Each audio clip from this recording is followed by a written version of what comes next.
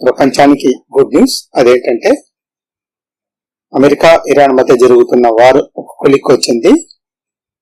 రెండు పక్షాలు memorandum of understanding పైన జూన్ 19వ తేదీన అఫీషియల్ గా సంతకాలు చేయబోతున్నాయి. ఈ ఒప్పందానికి సంబంధించి సోషల్ మీడియాలో ప్రధానంగా 14 పాయింట్స్ ఉన్నాయని వార్తలు వస్తున్నాయి. బట్ జూన్ 19న మాత్రమే అఫీషియల్ గా అనౌన్స్ చేయడం జరుగుతుంది. కాబట్టి జూన్ 19న అఫీషియల్ గా అనౌన్స్ చేసిన తర్వాత ఒప్పందం గురించి మరింత వివరంగా డిస్కస్ చేద్దాం. అయితే యాజ్ ఆఫ్ నౌ ఇప్పటికి అందుతున్న ఇన్ఫర్మేషన్ బట్టి చూస్తే ఈ శాంతి ఒప్పందంలో జరుగుతున్న పరిణామాలను బట్టి చూస్తే ఇప్పటి వరకు అయితే ఇరాన్ తాను పేర్కొంటున్న డిమాండ్లన్నిటినీ నెరవేర్చుకుంటోంది. ఒక్క డిమాండ్ కూడా వదిలిపెట్టినట్లుగా కనిపించట్లేదు. ఓవరాల్ పిక్చర్ చూసిన తర్వాత మనందరికీ అర్థమయ్యేది ఏంటి అంటే ఇరాన్ చర్చల్లో అప్పర్ హ్యాండ్ సాధించింది అని క్లియర్ గా అర్థమవుతుంది.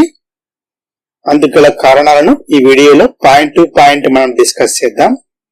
ఇరాన్ అమెరికా ఇజ్రాయెల్ వారు ఫిబ్రవరి 28న స్టార్ట్ అయింది. మార్నింగ్ స్టార్ట్ అయింది. తొలి రోజే ఇరాన్ సుప్రీం చీఫ్ ని B-2 బాంబర్స్ ద్వారా చంపేయడం జరిగింది. ఈ యుద్ధం స్టార్ట్ అయిన తర్వాత ఈ యుద్ధానికి సంబంధించిన లక్ష్యాల గురించి అమెరికా ఏం చెప్పిందంటే ఇరాన్ దేశాన్ని అణ్వాయుధ శక్తిగా తయారు కావడానికి అమెరికా దేశానికి ఏమాత్రం అంగీకారయోగ్యం కాదని, దాంతో పాటుగా శుద్ధి చేసిన యురేనియంను అమెరికా స్వాధీనం చేసుకుంటుంది. ఈ యుద్ధం యొక్క లక్ష్యం అదే అని అమెరికా అఫీషియల్ గా ప్రపంచానికి చెప్పడం జరిగింది. దాంతో పాటు మరో ముఖ్యమైన లక్ష్యం ఏంటి అంటే ఇరాన్ లో నాయకత్వ మార్పు, రిజిమ్ చేంజ్ అంటారు. ఖమేనీ నాయకత్వంలోని మత ఛాందస్వాద ప్రభుత్వాన్ని కుప్పకూల్చి తనకు అనుకూలమైన ప్రభుత్వాన్ని ఏర్పాటు చేయడం ఈ యుద్ధం యొక్క మరో ముఖ్యమైన లక్ష్యం. తర్వాత అమెరికా చెప్పిన మరో ముఖ్యమైన లక్ష్యం ఏంటి అంటే ఇరాన్ ప్రాక్సీలుగా ఉన్న హౌతీ ఉగ్రవాదులు, లెబనాన్ లో ఉన్న హిజ్బుల్లా ఉగ్రవాదులు, వీరి ముప్పు నుండి ఇజ్రాయెల్ మరియు గల్ఫ్ దేశాలను కాపాడ్డారు. బట్ అయితే ఈ లక్ష్యాలేవి ఇప్పటి వరకు నెరవేరలేదు. ఇప్పటికీ 60% శుద్ధి చేసిన యురేనియం ఇరాన్ వద్దే ఉంది. దీన్ని అమెరికా స్వాధీనం చేసుకోలేకపోయింది. ఇరాన్ లో రెజ్యూమ్ చేంజ్ జరగలేదు, నాయకత్వ మార్పు జరగలేదు. ఇప్పటికీ ఖమేనీ వారసుడుగా ముర్తజా ఖమేనీనే ఉన్నాడు. ఇప్పటికీ ఇరాన్ లో మత ఛాందస్వాద ప్రభుత్వమే కొనసాగుతోంది. ఇరాన్ ప్రోత్సహిస్తున్న హౌతీ, హిజ్బుల్లా ఉగ్రవాదులు ఇప్పటికీ యాక్టివ్ గానే ఉన్నారు. ఈ ఉగ్రవాదుల ముప్పు ఇజ్రాయెల్ కానీ గల్ఫ్ రీజన్ లో ఉన్న దేశాలకు కానీ ముప్పు తొలగిపోలేదు. పైగా ఈ యుద్ధాన్ని అమెరికా ప్రజలు తీవ్రంగా వ్యతిరేకిస్తున్నారు. ఈ యుద్ధం కారణంగా అమెరికాలో ఇంధన ఖర్చులు పెరిగి సగటున ఒక్కొక్క కుటుంబానికి $450 అదనపు భారం పడుతోంది అని సర్వేలు చెప్తున్నాయి. అదేవిధంగా అమెరికన్ సమాజంలో 60% ప్రజలు ఈ యుద్ధాన్ని వ్యతిరేకిస్తున్నట్లు అనేక సర్వేలు వెల్లడిస్తున్నాయి.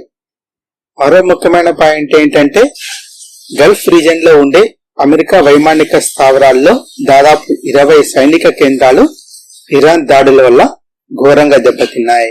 ఈ అమెరికా ఇరాన్ యుద్ధం వల్ల గల్ఫ్ రీజన్ లో అమెరికా ఆధిపత్యానికి సవాళ్లు ఎదురయ్యాయి. అమెరికా మిత్రపక్షాల్లో అమెరికా పట్ల నమ్మకం సన్నగిల్లుతోంది. అన్నింటికన్నా మరో ముఖ్యమైన పాయింట్ ఏంటి అంటే అమెరికా తన మిత్రపక్షాలైన నాటో కూటమిని ఈ యుద్ధంలోకి తీసుకుని రావడంలో అమెరికా విఫలమైంది. నాటో సభ్య దేశాలు పాల్గొనలేదు. ఈవెన్ బ్రిటన్ లాంటి దేశాలైతే బహిరంగంగానే ఈ యుద్ధాన్ని వ్యతిరేకించాయి. ఈ అమెరికా ఇరాన్ యుద్ధం ఫిబ్రవరి 28న స్టార్ట్ అయి ఈ రోజు వరకు కొనసాగుతోంది. 107 రోజుల పాటు ఈ యుద్ధం కొనసాగింది. ఇక్కడి వరకు జరిగిన పరిణామాలను మనం పరిశీలిస్తే అమెరికా అప్పర్ హ్యాండ్ సాధించలేదనేది క్లియర్ గా అర్థమవుతోంది. ఇరాన్ అప్పర్ హ్యాండ్ సాధించింది అని చెప్పడానికి గల ముఖ్యమైన పాయింట్స్ ఏంటి అంటే ఫిబ్రవరి 28న Iran supreme leader Ayatollah Khamenei మరణించినప్పటికీ ఇప్పటికీ ఇరాన్ యుద్ధాన్ని కొనసాగిస్తూ తన సార్వభౌమాధికారాన్ని నిలబెట్టుకుంది. ఇరాన్ తన వద్ద ఉన్న 60% శుద్ధి చేయబడిన యురేనియంను ఇప్పటికీ రహస్యంగా దాచిపెట్టింది. గల్ఫ్ ఆఫ్ హార్ముజ్ ద్వారా ప్రపంచవ్యాప్తంగా 20% వాణిజ్యం జరుగుతుంది. ఈ గల్ఫ్ ఆఫ్ హార్ముజ్ పై ఇరాన్ తన ఆధిపత్యాన్ని ఇప్పటికీ నిలబెట్టుకుని కొనసాగిస్తోంది. ఇప్పటికీ బ్లాక్ మెయిల్ చేస్తోంది. అమెరికా వద్ద దీనికి సమాధానమే లేదు. యుద్ధం జరుగుతూ 107 రోజులు కంప్లీట్ అయినప్పటికీ ఇరాన్ వద్ద ఇప్పటికీ కావాల్సిన డ్రోన్స్ ఉన్నాయి. క్షిపణుల నిల్వలు కూడా అధికంగా ఉన్నాయి. గల్ఫ్ రీజన్ లో అమెరికా అత్యధికంగా పెట్టుబడులు పెట్టిన దేశం యునైటెడ్ అరబ్ ఎమిరేట్స్. ఇరాన్ దాడుల కారణంగా యునైటెడ్ అరబ్ ఎమిరేట్స్ దేశం తీవ్రంగా నష్టపోయింది. సో పాయింట్ టు పాయింట్ పరిశీలించిన తర్వాత ఈ శాంతి చర్చల్లో ఇరాన్దే అప్పర్ హ్యాండ్ అనే విషయం క్లియర్ గా మనకు అర్థమవుతుంది. ఇప్పుడు జరుగుతున్న పరిణామాలను మనం పరిశీలిస్తే ఇరాన్ అమెరికాను ఎప్పటికీ నమ్మే అవకాశాలు కనిపించట్లేదు. అమెరికా కూడా ఇరాన్ ను నమ్మే పరిస్థితి లేదు. ఇరాన్ యొక్క లక్ష్యమే ఇరాన్ దేశాన్ని న్యూక్లియర్ పవర్ గా తయారు చేయడం, తద్వారా ముస్లిం ప్రపంచాన్ని తన చెప్పు చేతుల్లో పెట్టుకోవాలని ఇరాన్ భావిస్తోంది. బట్ అయితే ఇరాన్ ఒక న్యూక్లియర్ శక్తిగా ఎదగడం గల్ఫ్ ప్రాంతంలో ఉన్న ఏ అరబ్ దేశానికి ఇష్టం లేదు.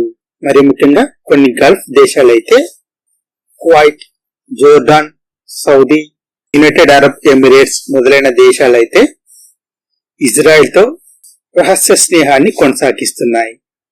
ఇరాన్ న్యూక్లియర్ శక్తిగా తయారైతే తొలి ప్రమాదం ఇజ్రాయెల్ దేశానికే, ఆ తర్వాతి ప్రమాదం గల్ఫ్ రీజన్ లో ఉన్న ఇతర దేశాలపైన ఉంటుంది. సో ఇజ్రాయెల్ దేశమే గల్ఫ్ రీజన్ లో ఉన్న ఇతర దేశాలను రక్షిస్తోంది. ఇక్కడ ఇజ్రాయెల్ అనే దేశమే లేకపోతే ఇరాన్ యొక్క ఫస్ట్ టార్గెట్ సున్నీ పాపులేషన్ అధికంగా ఉన్న గల్ఫ్ రీజన్ లో ఉన్న దేశాలే అవుతాయి. ఇరాన్ దెబ్బకు ఏ గల్ఫ్ దేశం తట్టుకొని నిలబడలేదు.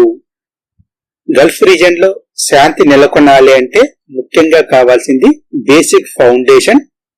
శాంతికి మూలమే నమ్మకం. ఈ శాంతి ఒప్పందంలో రెండు పక్షాల మధ్య నమ్మకం లోపించింది. నమ్మకం లేని శాంతి ఎక్కువ రోజులు నిలబడదు. రెండు పక్షాలు యుద్ధంలో అలసిపోయి తాత్కాలిక శాంతి కోసం ఎంఓయూను కుదుర్చుకున్నట్లు కనిపిస్తోంది. ఇరాన్ అమెరికా మధ్య యుద్ధానికి సంబంధించిన మరికొన్ని పరిణామాలు నెక్స్ట్ వీడియోలో డిస్కస్ చేద్దాం. Thank you for watching this video.